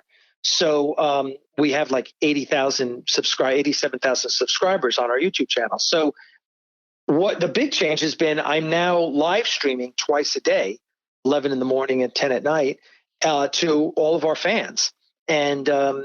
And it's just a way for us to let them know that, hey, we're still working on stuff. How you doing? We check in. We pass on news. We have you on once in a while, and it's just a real positive thing. And honestly, the pandemic has been great for us in that we've been thinking about, okay, our production we were supposed to shoot in LA this month, a 2-day shoot in LA, and it got postponed. So we're like, what can we do? Like, what can we do now that we were never going to do, but we're going to do something now. So we came up with another project and we're getting professional science fiction writers to write little mini scripts. And then we've got our actors are going to do little performances, and we're going to have it all ready so that when we feel we can get into the studio, we have a little studio here in town. We're going to right away, we're going to get in there and we're going to do something that's real simple, but real impactful, and then release it to our fans. And we feel it'll give work to the people in the industry. It'll give our fans something inspiring. So I think that's kind of, when you ask that question, Pete, I guess I'm trying to do something different. We're trying to do something for everyone. Well, it sounds like you've always adapted in your life and been able to pivot into good things. And one of the many reasons to like and respect you, the way that you've lived your life. And I appreciate your friendship and your support. And I appreciate you doing this with me today. Thanks a lot, Alec. Thanks for everything, man. No, listen, Pete, thanks for your friendship. And I'm so proud of you. you really your show keeps getting better. I think I've listened to 3 episodes today. I'm trying to catch up. Well, thank you very much. Who is it that you might want to hear? The last few people I've talked to have been asking that question. I should have asked everybody. But if you get to book a guest, someone that's been on, someone that's never been on, I'm putting you on the spot. I should have told you to come up with this ahead of time. I love Tom Nichols from who wrote The Death of Expertise. Tom Nichols. I have him on the list. Oh, he's brilliant. He is absolutely brilliant. Okay. And I'm a reformed Republican like him. So, I 20 years ago, I voted that way. So I really respect, I grew up on William F. Buckley and thinkers like that. So I really respect Republicans who don't take the Trump bullshit. Who stand up and say, no, this isn't the way it's supposed to be. Because I believe we need 2 strong parties in this country. And so people like Tom are just, I got to listen to that guy all day long. Tom Nichols, then I will reach out to him for next week. Thank you, sir. All right. Take care. All right, Alec, I'll talk to you soon. Thanks, man. Cheers. All right, bye. All right, Alec Peters. Great guy. Check out his YouTube channel. If you like Star Trek, if you like sci-fi, you're going to love that. He's got a lot of fans. Well, that's it. I think that's all I got time for. There's a whole bunch of people that are super important to me and to the show that I can think of, and I feel bad if I didn't include them. There's a mix of I wanted to have people on that you'd never heard from before, that I'd never talked to, as well as some of the people that have been listening for a long time. I wanted to try to get, male and female voices and get some diversity on here, but it held a book and, make it work for people. And if I didn't have you on the show, you must not overthink it. You must not think about it at all, because I'm going to keep doing shows where I'm reaching out to listeners to have conversations. Because when people say, "Oh, what kind of guests do you have on?" I say, well, usually they're policy experts. They're really thoughtful, thought-provoking, credible experts on issues from education to history to energy, obviously the politics and science, health, you name it. But everybody's an expert on something, right?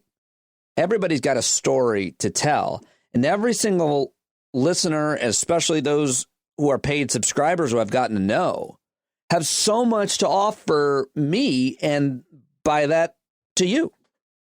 I've had conversations with so many of you privately, and I've often thought, what would change if this conversation were taped and I were to broadcast it? And I think not much. And I want to do that. I want to do it once or twice a week. I want to incorporate your voices. And so it's a matter of scheduling and technology and how are we going to do this. But I'm really happy of what we did here, what I did here with all those of you who I taped for this 100th show. And I'm really proud of how far the show has come and evolved over the past 6 months, and I'm very excited about what is to come. I wish I could thank each and every one of you. I wish I could respond to every thoughtful, long email from throughout my time in Sirius XM, especially to when it all ended, where I'm still not caught up with people, and to now. People who are reaching out to me and say, you've found your groove. You've hit your stride. You're really onto something. Especially now that I've gone daily. I wish I could reach out and respond to each and every one of you, and I will keep trying. But thank you to all of those of you that joined me today. And if I didn't get to you, and if you'd like to be on the program and talk about something, anything, then I'd love to hear from you. So just pop me an email, standupwithpete@gmail.com. And if you're a paid subscriber, hit me with a message on Patreon, patreon.com/Pete Dominic. If you're not, then join up. Now's the time. Thank you guys very much for all of your support for the first 100 episodes. And I look forward to continuing this discussion for another 1 million. 1 million episodes. I can't wait for the 1 millionth episode. It's going to be a really elaborate production. Stay close. Stay connected. You're not alone. Thank you. I love you. I'll talk to you tomorrow.